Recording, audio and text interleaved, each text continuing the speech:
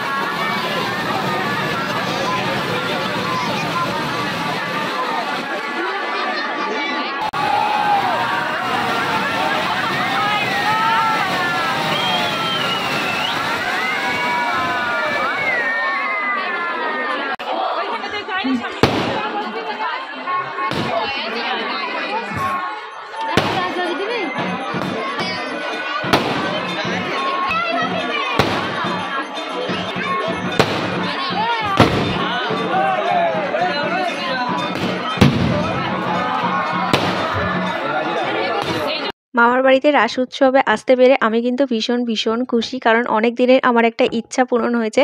আর আমি বাজি পোড়ানো দেখতে খুব ভালোবাসি। আশা করছি তোমাদেরও দেখতে খুব ভালো লেগেছে। তোমাদের সাথে দেখা হচ্ছে নেক্সট ব্লগে। টাটা।